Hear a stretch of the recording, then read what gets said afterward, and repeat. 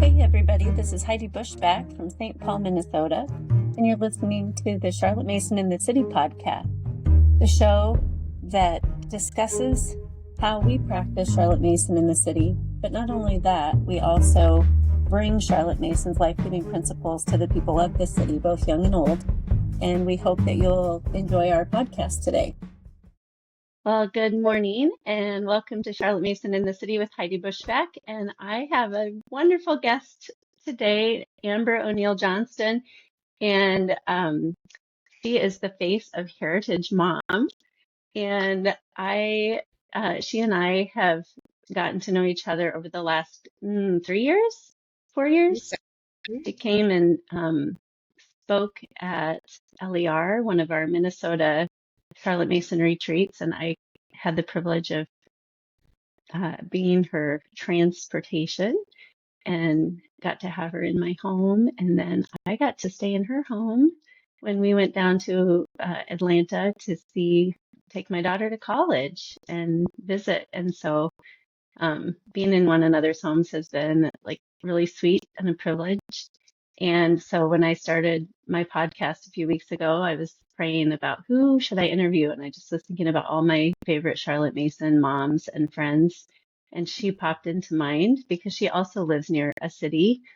And we both, I think, have a heart for the people of the city and bringing Charlotte Mason's methods and ideas to anybody, really, but just to enrich people's lives. And so I want to know, first, how have you used Charlotte Mason in the city or in your sphere of influence?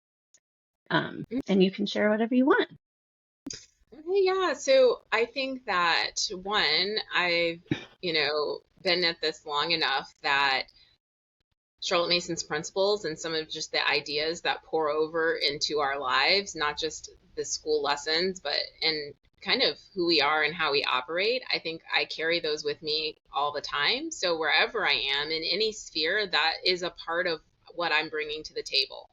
And I think specifically, I run a nonprofit here just outside Atlanta for homeschooling families and to help support families to pursue homeschooling and to stay and continue it, or whatever, if they need to launch out and do whatever it is they need to do to support them in that as well. And I found that overtly talking about Charlotte Mason in a lot of these spaces, people express disinterest. But when I take that name off, but still lead with those principles and ideas, they are very attracted to what I'm doing with my kids, what I'm doing with the organization, how we're learning, how we're operating, the places we're going. So you see that specifically in the context of us being near a city, is spending a lot of time in the community. So we're out at places, and some of that, yes, is for field trips, but a lot of serving. And when we're serving, like, for example, there's an organization here that helps single moms who are reintegrating in after sex trafficking. And so we watch, my family watches their kids when the moms are doing their training each week. And sometimes I'm the one training with the moms and all of that. And when we first started, the children were just like playing with trash. I mean, these toys were trash. The books they were unreadable. I tried to read the books. There wasn't even a story with full sentences. There was nothing to read. And they were all over the place and screaming and unhappy. And I talked to the people there and I was like, listen, there are different types of books that we need to be bringing in. There are different things that these kids can be playing with. There are things that we can be doing with them that will engage them, that will speak to who they are individually and their value to us, to the world, to God. And it will really change things in the whole environment in here. And so like that's just one small example of where you can walk into a space and see how the things that we've learned through Mason's writings can impact other people in other spaces, even if they're not in the same context in which we live.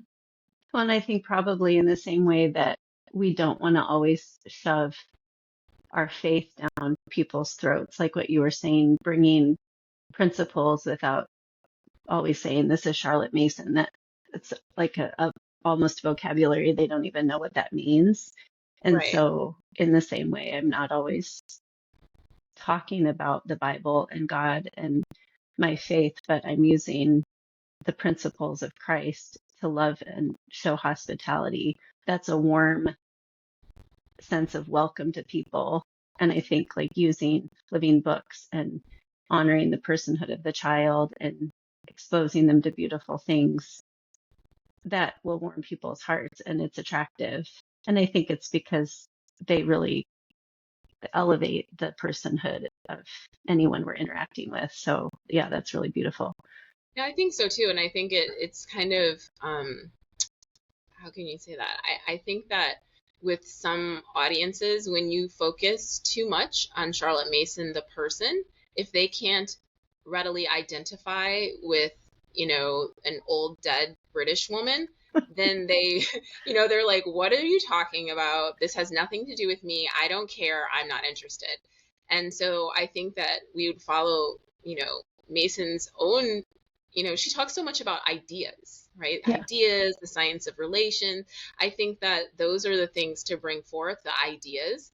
And they're universal, which is one of the reasons why I love Mason's philosophy so much is, we're a African American family, and what does this have to do? Why is this relevant to us? Well, the ideas transcend ethnicity and culture and geography, and all of those things. And so those are the things that attracted me to this style of education. And so those are the things that I like to lead with when I'm talking to other people as well, because just leading with Mason is not it for a lot of context. And especially I'm going to say in the city, every city's different, but a lot of cities have urban areas. They have a higher percentage of non-white people than what you may find in some suburban or rural areas. And so again, if your lead-in is that we should follow the path of an old dead white British lady, it's not gonna always hit it off right for us. So yeah, I think it's wisdom, it's using Yeah. wisdom to know how best to share.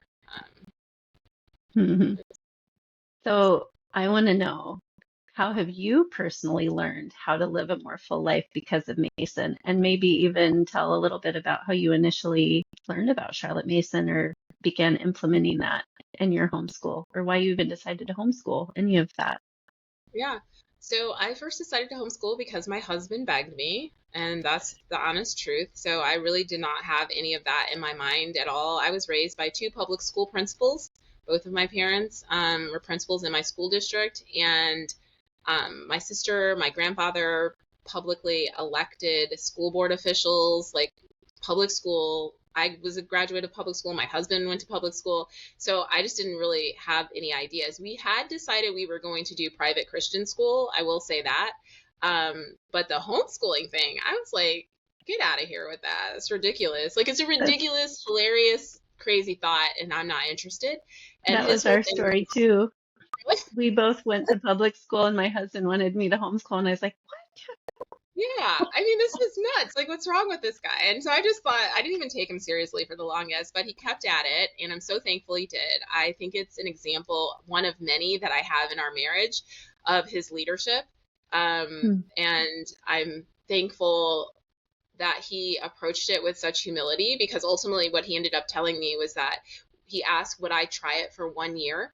And he said that if I didn't like it, he would never ask me about it again. And that felt like a great out to me because, I laugh at this now, but it was like K4, well, she was 4 years, my oldest was 4. And I was like, yeah, we're having this serious conversation about it. But I'm like, okay, fine, I'll try for a year. He's like, but I mean, really get into it, really put your all into it. And then if you don't want to, I'll drop it and she can go into kindergarten or whatever. And I was like, okay, fine. And I loved it, of course. What led me to Mason specifically? It's very scientific. I took a quiz on a blog and it said, we'll answer these questions and we'll tell you what your homeschool type is like. Because I had no idea what to do. And my quiz responses came out to be Charlotte Mason. And then for each one of the types, it had a book you should read. And so the book was For the Children's Sake. So I ordered it. It came. I read it like really quickly because I was nursing a baby at that time. So I had lots of time to sit and read. And it spoke to me on every possible level.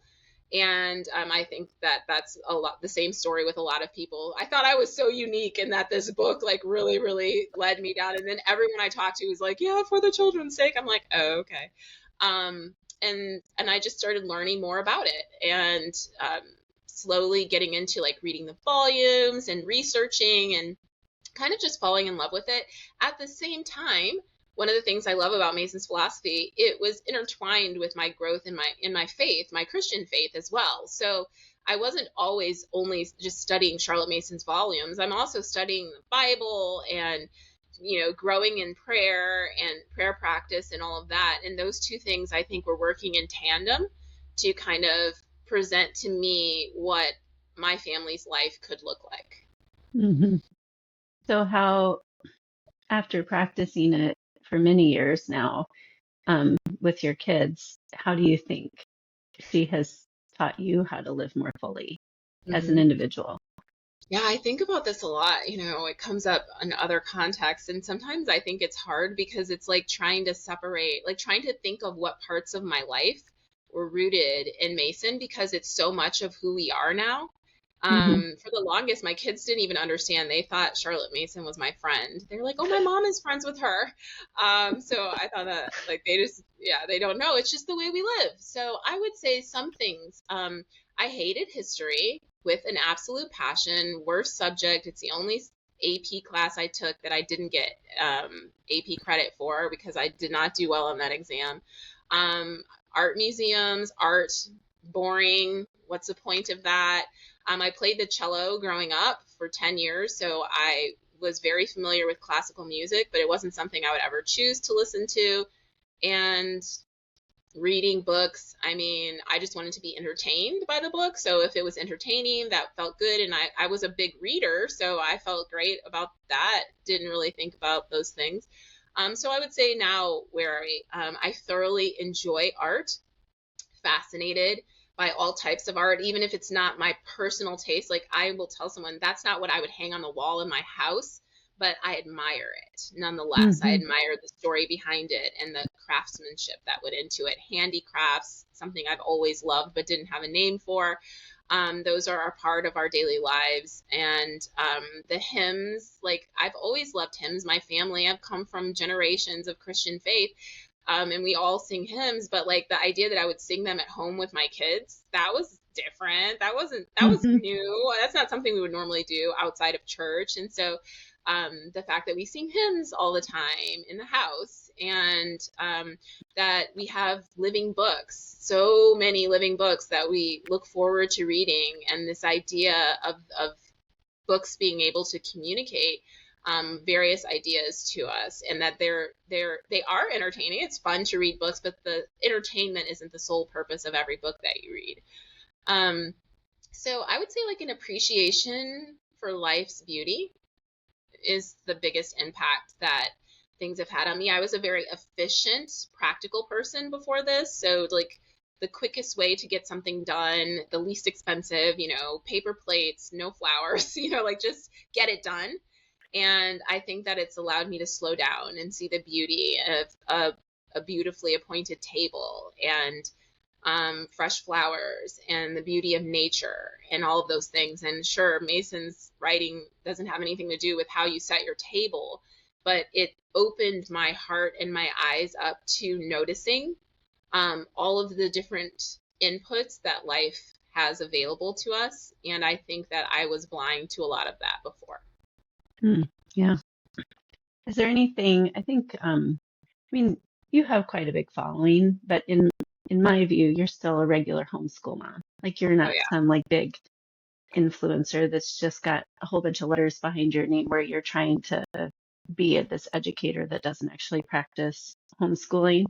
So is there anything that you think, I mean, I want to talk about why I have Charlotte Mason in the city and how we bring Mason to people of the city. But I also, for listeners who are homeschool moms, like, is there anything you want to relate about just how you homeschool, what your life is like as a homeschool family, because I think we would both call ourselves maybe Charlotte Mason purists in the sense that we strive to apply her principles the best we can based on her actual works in our home, and honor her philosophy to the degree that we can. But neither of us strive to do it perfectly, and we don't. And we have a lot of things that we do in our community and in our church and in our family life. And you're, writing books and things. So maybe be real with the listeners about what that looks like, because I don't think any of us do the timetable and all of the things that we see in her books exactly the way they are. So is there anything that you want to share? Yeah, so I try to always keep the spirit of Charlotte Mason, even if I, on any given day, am not keeping the law, if you want to look at it like that. And I would say that each year is different for us. There have been some years where I'm like, send a news camera up in here because we are killing it, Charlotte Mason style. And then there have been years where I'm like, ooh, I don't even know, like, don't even ask me questions or whatever. And so I will say that for my family, when we're doing something, it's 99% usually going to be Charlotte Mason related type of learning. But we're just not always doing everything.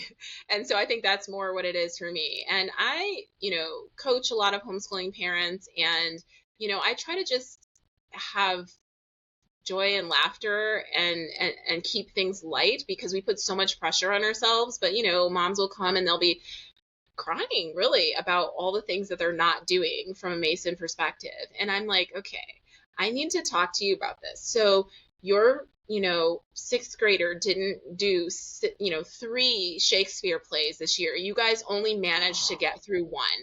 Oh, no. I have to tell you, that's great. You did one, like, I think that we can sometimes lose perspective, and they're saying, I'm so overwhelmed. I'm like, well, what if you do a composer this term, and then next time do an artist, and then next time really focus in on poetry or a poet? Like, you don't have to do all of it every time. They're like, but Mason did that. Right. You're not her though. And so you're struggling with that. And I think that talking about mental health, emotional health, the atmosphere of your home, it's more than just the timetables and the lessons. We're dealing with whole people, and whole people have other things going on in their lives. And so if we're able to help people integrate these ideas into the best of their ability. And I think that that's the part that we don't necessarily talk about that much. Everyone has a different ability, and the ability changes depending on the dynamics of your life.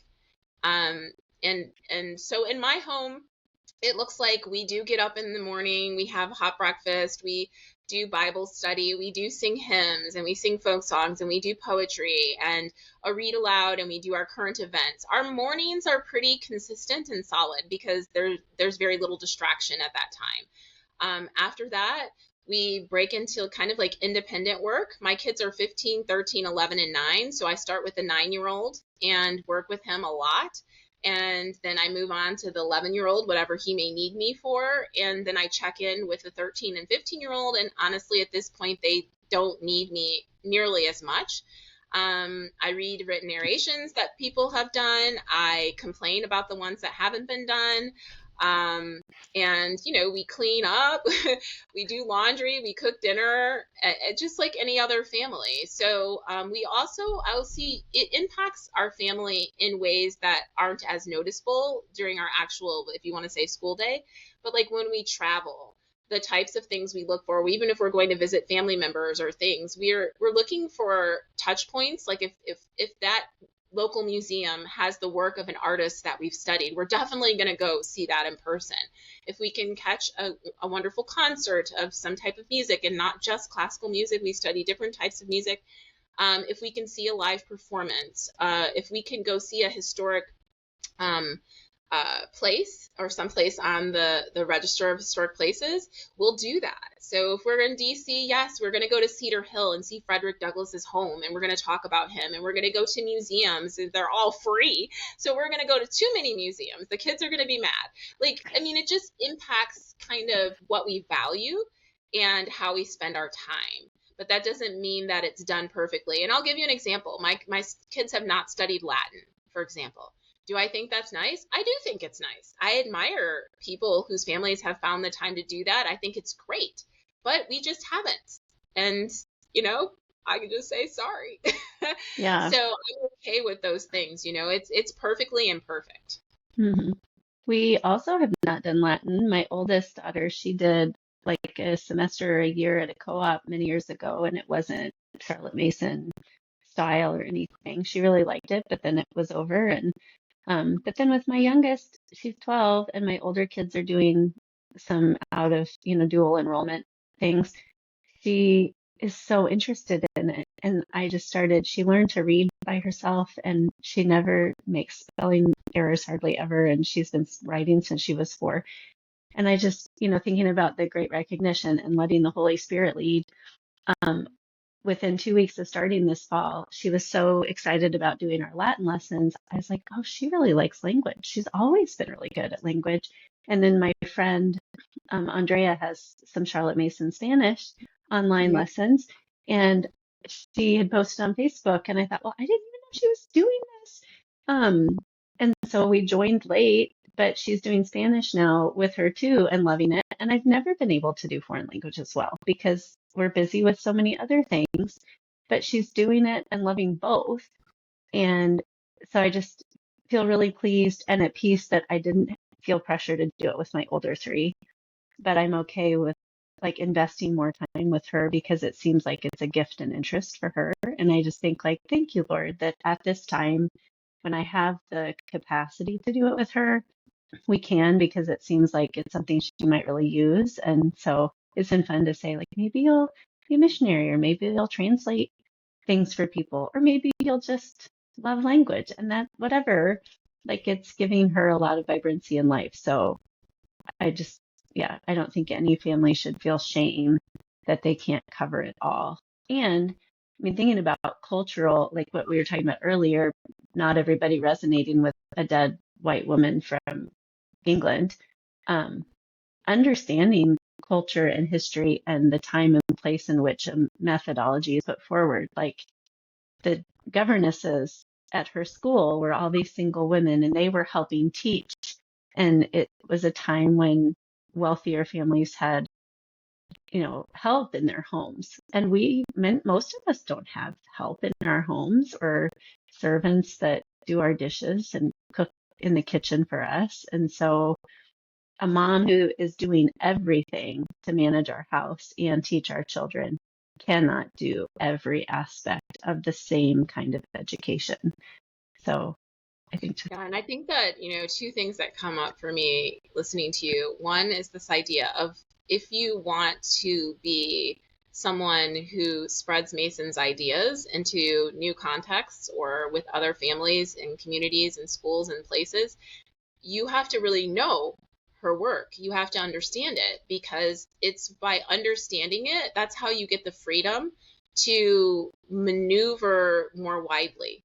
When you don't really know Mason's work, you have to, you kind of become very legalistic because you don't know anything else. You don't know enough about her work or about her ideas to have any wiggle room. So you just do it exactly like you've seen it somewhere else or written down, or, but the more you read her work and her ideas, the more freedom you have, obviously within a framework. Otherwise you end up, it's not Mason anymore, right? But you have more freedom to interpret things for our century, for our context, for wherever you may be. And to me, that is really the purest form of Charlotte Mason. Not that you can mimic and try to recreate exactly what she did during that time, but that you can take and understand the whys behind what she was doing and what the ultimate goal of each of those things may be, and apply them and pull it forward into where you live. And in this case, we're talking about today in the city. The other thing I wanted to point out is, you mentioned with your daughter with the languages, that your friend Andrea, okay, so she had services available to help make this possible for your daughter. And I think when I think of bringing Charlotte Mason to the city, it's not just about telling somebody about this, but it's also like, what work are we doing to scaffold and create spaces where people can bring their children and even themselves and grow and learn in these ways. So it's not just like, I'll tell you, but also like, how can we show people? And I think that we, as in the homeschool world, we do that a lot. Moms start, businesses or little classes or provide lesson plans and all these helps we do. We've created a whole like economy of helps for Charlotte Mason world for each other. And my question would be like, are we able to take some of our helps or create new ones that are more outwardly focused beyond the homeschooling community into our broader communities? And if so, what would that look like? And I really see you at the forefront of that in your area, where you've already been doing that and now you're just kind of talking about it. But this is not new. This podcast is new, but these ideas that you're bringing forth in other contexts is not new. Right. Well, that's a good segue to one of the things I wanted to talk about is, what do you think are some ways we can inspire our listeners to think more about being outward facing? Because, I think what you were saying, it applies to our faith too, right? Where we're living by the spirit of the law and not the letter of the law, where as we know Christ more and we know his word more, we can take the wisdom, it's the wisdom, anything we're trying to live out in our realm of influence. Like, if I become a Pharisee to the law of God, it's because I don't know him well enough to understand his heart towards his people and how we implement his principles in our world. And so, like, my heart is to bring both Jesus and my love for the Lord, and then through the principles of Charlotte Mason, like actually in practice, however that needs to look, like maybe doing an art class with moms, or like when I host children through respite care, like dancing and singing and teaching them hymns, or taking them to the museum. I mean, some of the farm students that I was teaching that were inner city boys at this farm school, then I took them to Shakespeare plays, and I was taking them to museums and concerts and trying to just inspire them and think like, there's bigger things in the world. There's lots of ways where we can have hope and enjoyment in life.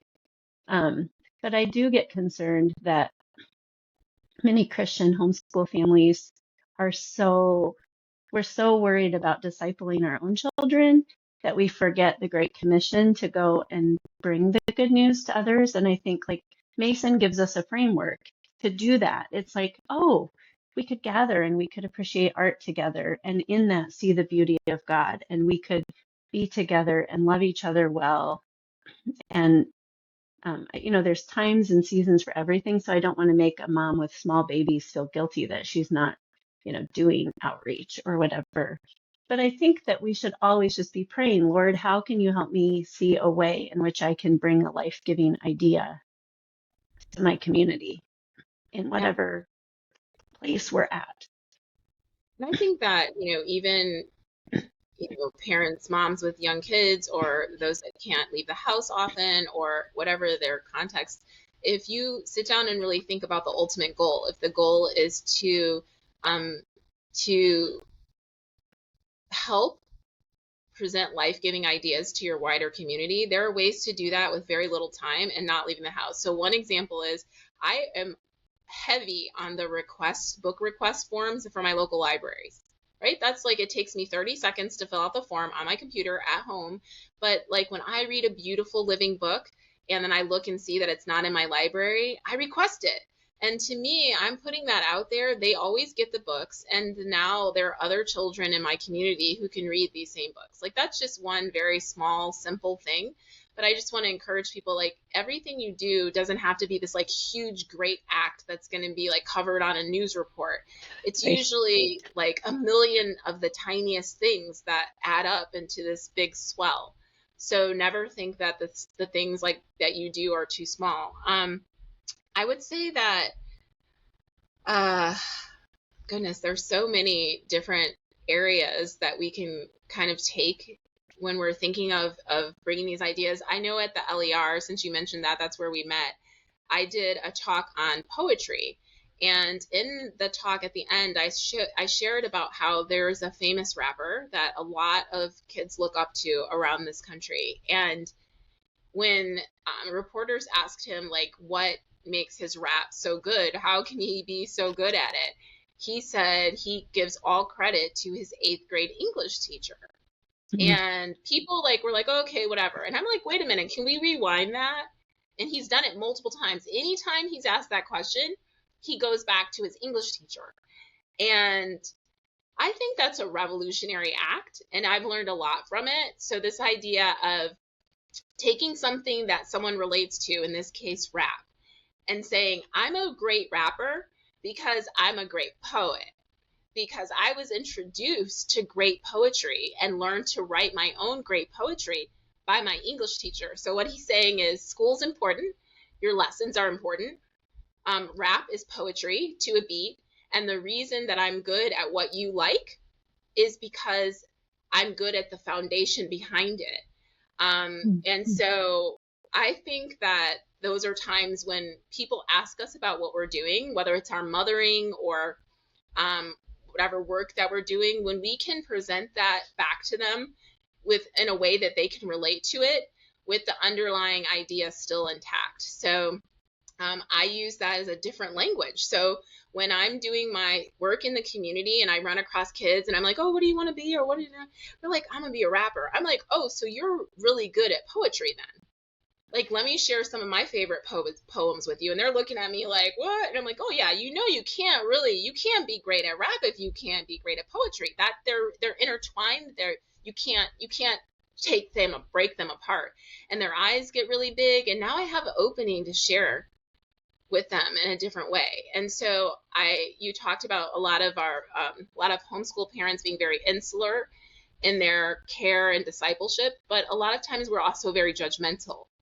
And if we see someone who isn't living the way that we live, or doesn't look like us, or doesn't talk like us, or doesn't live like us, we tend to keep our distance. But my thought is, why aren't we bringing those ideas forward? Why are we hiding? Because that's not really ever been part of the Christian faith, to hide. Right. What do you think holds us back? Do you think it's fear? Do you think it's actually self-righteousness? Maybe it's a mix of both? I think it's fear and comfort. Like, fear, definitely not like I'm afraid of this person, but I'm afraid that if I have my family around people who do things that I don't want my kids to do, then they'll do them. And I think that's at the root of a lot of the things that we do as a community. I'll say as a micro community, we tend to not want our kids to ever encounter people who are different than us. And that can be racial and ethnic. It can also be socioeconomic. It can be religious. It can be a lot of different things. And sometimes, right, we have to protect our kids, right? We can't just have them out here just doing willy-nilly anything. That's not what I'm suggesting. But I am suggesting that it's important, I think, for parents to teach our children that we can appreciate a person without agreeing with everything they do. And I hope that people feel that way towards me, because I'm a sinner and I do things wrong. I hope you appreciate me as a person and the good that I try to do, rather than only seeing me for the things that I do that I shouldn't be doing. So that's one aspect. I think the fear, and I think part of it is comfort. It can be uncomfortable to be around people who are so different than you in any way. And a lot of these things, it's multiple ways, right? So in some of my environments, they look different, they act different, they sound different. And again, we talk so much about like ethnic differences a lot, but a lot of it is rooted in socioeconomics. Right. And a lot of the socioeconomics in a city do fall along racial lines, but it's easier to understand the dynamic when you speak about socioeconomics, because when I go to the backwoods of Appalachia, I felt the same way. You know what I mean? Like I'm like, okay, this is very different. And it wasn't because they were white, it was because they were extraordinarily poor, and I hadn't been around anybody like that, or I hadn't seen homes like that. So it can go across other areas beyond just what somebody looks like. And for a lot of us, we're uncomfortable when we're in the company of people who are very socioeconomically different. And I think it takes time and practice and desire and intention to build bonds of relationship. And relationship goes both ways. So it's not just like, here, I hand you this bowl at the soup kitchen, but like actually entering into relationship where you get to know someone. And when you do, you'll see the value that they bring to you as well. It's not just one-sided. Mm-hmm. I'm a part-time assistant for our Sunday school class this year for the second graders, and we're just looking at the power of Jesus. So we've been reading stories like when he heals the woman who has the bleeding disorder and touches his clothes, and he feels power leave him, and then the calming of the storm, the feeding of the 4,000, and a few others. And I've been having the kids just read and narrate, and we did some drawing narrations and acting out, but just sitting with those stories with the children. Like the more that I've thought about the woman with the disorder, especially, like such shame in that time to have a bleeding disorder in a Jewish culture where they had to be outside the camp. And we talked about that, and they're 8, so they don't totally get all of the complexities of that, but we talked about that, and I was thinking, like, Jesus's blood then makes us clean, like that blood was shed for us, and that's such a turn, because like her blood was making her so outcast that people wouldn't even be near her. And she was probably a Jew, I would assume, so culturally the same, but ill and impure in that way culturally. And just thinking about Christ and his engagement with her. And I think just even this fall, and this winter has been really touching for me to really meditate on those stories and prepare the lessons that I was teaching for the kids, because I just think the more we know Jesus, and like he didn't run away from those things. Mm-hmm. People that were different from him, or people that were so outcast. And so that heart, as it develops in us and we really love him and want to be like him, and it's like, well, how do we bring that to people? And I think, like, really, like you were saying, getting to know someone. My experience with, we did a short-term foster placement a few years ago, and I've been able to get to know the mom and the family, and now she's actually attending our church. And it's been really, really good for me, because as you build this long-term relationship with people who are different from us, and socioeconomically is the primary difference for she and I, but like to understand how much she loves her children and wants what's good for them, and she's trying to do her best, and that we are all trying to do our best. And then but then, like, is there a way that I can bring Jesus to her through beauty? And I feel like Mason has given us so much beauty, that those practices of picture study and composer study and folk dance, and even good stories, like trying to find good books for her to have for her children to read at home, because she loves to read them books when she's sitting on the couch and not feeling well or whatever. And so that's just a way, like a path through which I can also be Jesus to her. And it's just relationship that I have, and I'm deciding to have a friendship with her, and not just people that are exactly like me. And Exactly.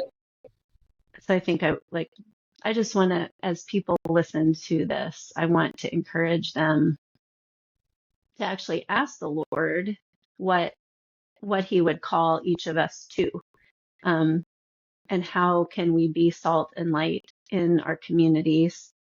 And it doesn't have to mean using Charlotte Mason, right? But I just think that it is a pathway by which we can bring light to dark places and to people who are really suffering. Yeah, so I hope we inspire Yeah, people. I think that's really good. And I'd point out the idea also that there's suffering all around us.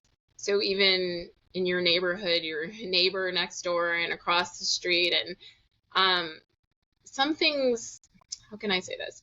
It's not like this is not in Mason's writing, but when you start following her, these other things come behind it. And I can't exactly explain why. But I think the idea of someone sick and you bring them hot soup, it's like, yeah, that's an act of love. Sending a DoorDash, that's nice too. You know what I mean? Like they can order something, but the fact that you took the time to get it and you went and got some crusty bread and you brought it and it's hot and it's nice and you feel loved and seen. These are small things that are becoming less and less frequent as people turn into themselves in their homes and their digital lives without this idea of being someone who wants to help relieve suffering in even the smallest ways, or wants to be a friend to the friendless, and a mother to the motherless, right? So I talk about in one of my conference talks about the idea that I spend so much time with some of the most amazing mothers that, I mean, just anywhere.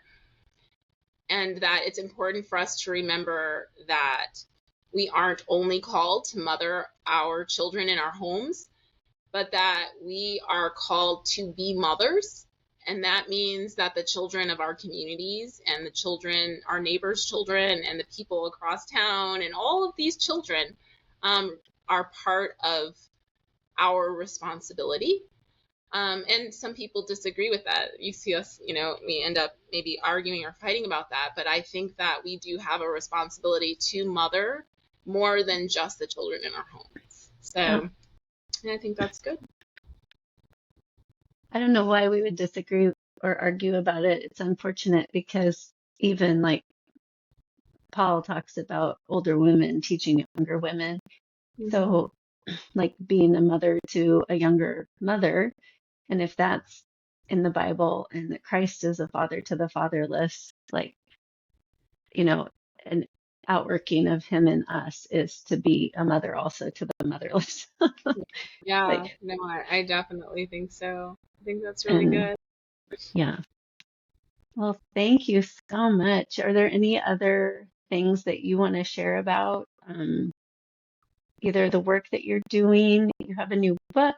You can tell us a little bit about that, or I do have a new book. It's called Soul School, and the subtitle is Taking Kids on a Joy-Filled Journey Through the Heart of Black American Culture.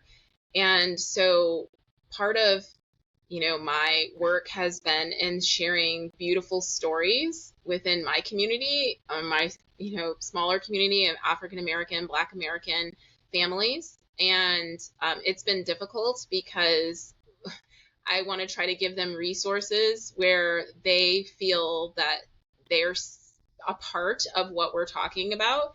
And so to tell someone you should read beautiful books, but you're never going to be in any of them is a hard pill to swallow. It's not a sell that I'm able to make or want to make.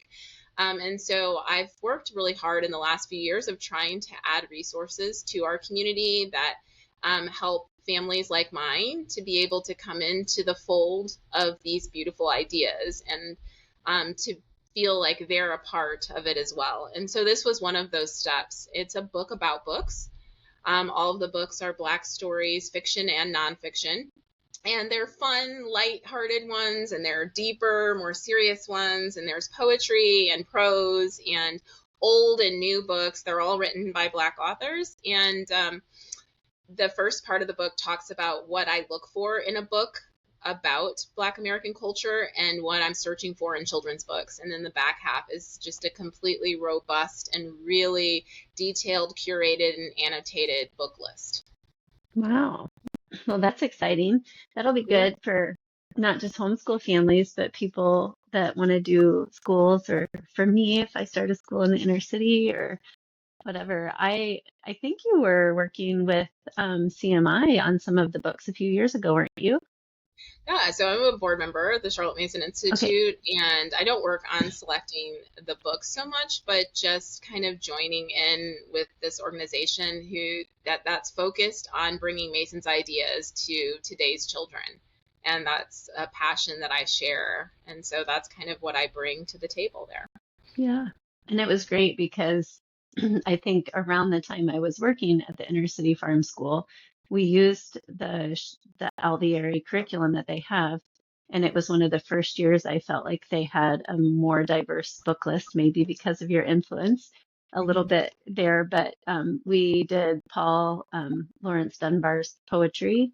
And one of my African American students just loved it. And he just did such a great job narrating it. And it was so fun to like be their teacher and be in relationship with them and having them see a book with a black man that looked like them writing poetry and like how interesting he was. You know, he was so interested in it.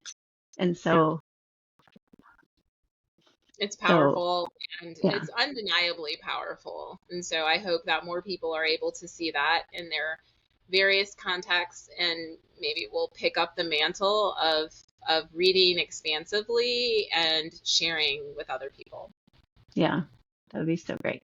Well, thank you so much for joining me today. And this has been really fun, and we might have to do it again because I'm sure Yeah. there's lots more things we could talk about. But it was so good to see you, and I am so happy to have had you. And I hope people enjoy this episode, and we will have to talk again. Okay, thanks so much, Heidi. Yeah, thanks.